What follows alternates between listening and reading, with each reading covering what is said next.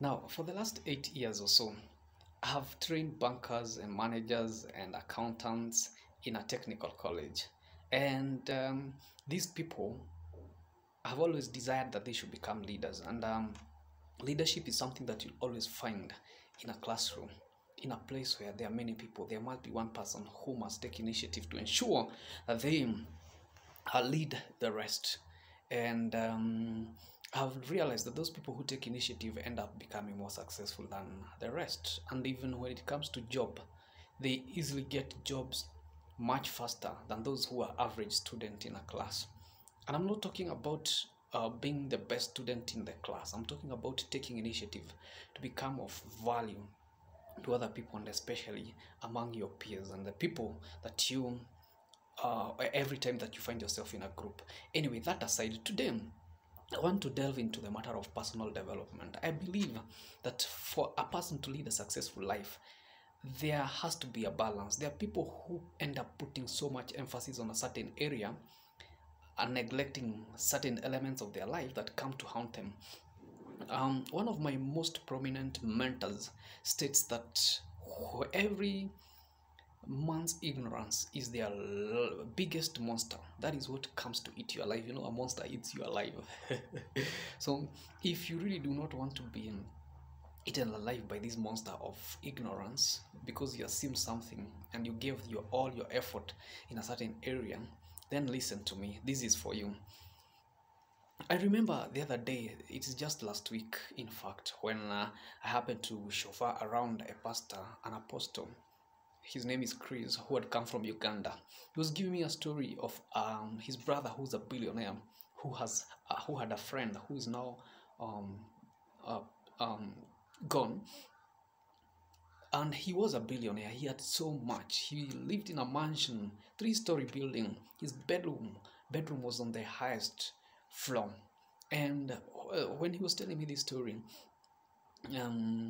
the point was that this was a man who had acquired so much. He had so much wealth. He had so much influence, but yet he struggled so much with cancer, leukemia.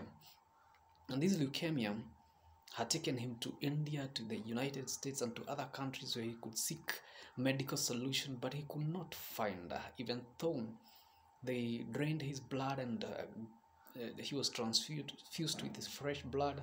He did not survive. At the end of it, he disappeared. And the reason why the man of God was telling me this story is because at one of the height of his difficulties, his brother advised him to seek for spiritual intervention, and that is how he ended up inviting Apostle to come and pray for him and with his family.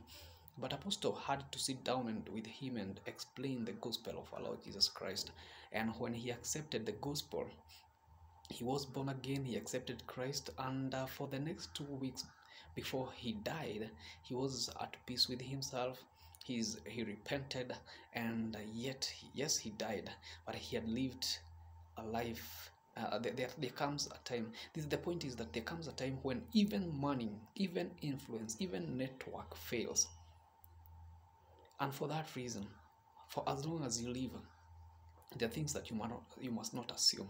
There are things that you must keep in balanced and in check. So today, I want us to look at 6 dimensions that I believe we ought to balance even as we continue to live our life. Number 1 is the spiritual dimension, what I call the spiritual dimension of the spirit man. It is necessary for us to realize and to recognize that we are not just mere men. We are not just mass of blood and meat and bones. We are way much more than that. As a matter of fact, man does not die. Man only leaves the body. And that is why when I or you leave your body, we have to bury the body. But yourself, you never die. You must go somewhere else. The thing is, you have to choose where you want to end. That is subject for another thing. But the thing is that man is spiritual. You must recognize that you're spiritual, and for that reason, you must be able to know and understand how to develop yourself spiritually. The next dimension is intellectual or mental. Intellectual has one of the aspects of intellectual development is the mental. mental development. We know that today a lot of people are suffering from depression, stress, and other issues related to mental health. And in addition to that, we know that the mindset of a person is what makes them. A man is what he thinks. That is Proverbs chapter 23, verse 7. It says that as a man thinketh, so is he. In fact, many years ago, over 100 years ago, a man called John Allen, or someone like that, wrote a book called As a Man Thinketh. And the book sold millions of copies, and to date it continues to sell, because what a man thinks, he becomes, and he is. And it's therefore important for you to pay attention to your intellectual and mental aspect or dimension of your life. The other one is physical. I know that we don't have a problem with this because many people love food. We love to eat, but here's the problem. There are some people who overeat. There are some people who never do anything to regulate their size or their weight or their body. There are people who eat carelessly. There are people who also eat recklessly. You want to save money at the expense of your good health. You know, there's a proverb or a saying that says that if you don't take your food as your medicine, you'll take your medicine as your food. It's necessary for us to therefore take care of our body, from physical exercises to ensuring that we do not indulge or engage in any extreme circumstances that continues to harm our body. The other dimension, the fourth dimension, is what you call relational. Socially, first of all, even before you relate to others, it is necessary for you to have a relationship with yourself. This is what we call social awareness. There are people who struggle with the basic understanding of whom they are. They do not know their strength, they do not know their weaknesses, they do not understand their value. Their confidence is based on what people say or people think, and we are in an era of social media where people want to display the best of everything. At the end of the day, you live a fake life. You never come to realize who you are. That is, therefore, as a result, you must be able to develop yourself socially. The other dimension, still in the social development, is relationally. How do you relate with other people? You see, for instance, if you have a failed marriage or relationship, breaking up, you cannot keep a husband, you cannot keep a wife. This is social problem. It's a relational problem. The way you relate with your employees as a leader, the way you relate with your employer as an employee, the way you relate with your colleagues, these things matters. And as a matter of fact, if you do not have a balanced life in areas about relationships, you can be sure that success will not be found any near you, on your gates. Let us go to the next one. That is financial. Trust you me.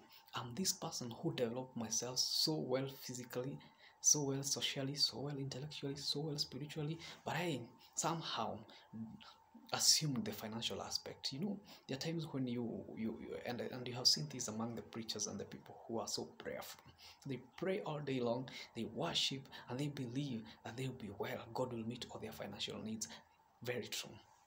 God will meet all your financial needs, but that is only going to happen if you are well informed about financials. Remember this, that God, there are two dimensions of two aspects about God, and that is the life of God and the principles of God.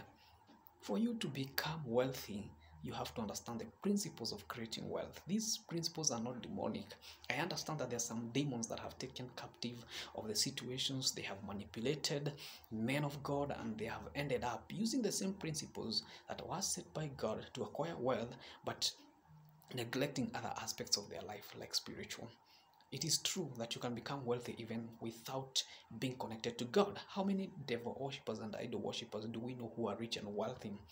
Because there are principles to wealth, and you must honor them. These principles were made by God, but it doesn't matter who applies them. Even when applied by demons, they are successful.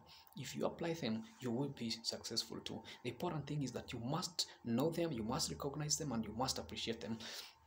The other thing, which I believe to be very key and very important, you might be spiritually well, intellectually well, physically well, socially and relationally you're doing good, and even financially you're well. But if you live this life without a purpose and fulfillment, then it's just such a waste. We've seen people who have climbed the ladder in every aspect, aspect of their lives, but they die a hopeless life. They die unfulfilled. Why? Because there comes a time when your life is not about seeking for bread. It's not about looking for money. It's not about building relationships. It's about living a purpose, fulfilling a mandate. And this is a level that is not to be appreciated by everyone. This is a level that is not attained by everyone. There are many people who are actually able to get right all the other dimensions, but not in the dimension of fulfillment. And in fact, you don't have to be old, you don't have to be wealthy or rich for you to live a fulfilled life. We have seen teachers who live a very fulfilled life because they do what they love to do, what they believe they work hard to do. People who do whatever they do with excellence. Martin Luther King once said that if you're a street cleaner, you must clean it so well that many times, many years later, someone will come and say, many years ago, there lived a street sweeper who swept so well that everyone acknowledged that this man did his best. You cannot do your best if you're not doing what you ought to do, because we are all cut for a purpose, we are all cut for a reason. I am a complete supporter and a believer of the fact that we all have a reason. We are endowed, we are gifted. Our gifts are special, they are different, and for that reason we must exploit them to the fullest, giving our best, offering our best. And as we do that, we live a fulfilled life. And fulfillment has nothing to do with you as an individual. It has a lot to do with what you do for others. So develop yourself spiritually, do not forget intellectual. Develop yourself physically, do not forget relational. Develop yourself financially, acquire as much wealth as you can. But remember, you live for a reason and you must pursue that reason. I want to talk about each one of these aspects in a separate video. In the next video, I'll be talking about mental or intellectual development. So subscribe on this channel, and you learn a lot from these personal development lessons. I'm your teacher, Rob Peter. May God bless you so much.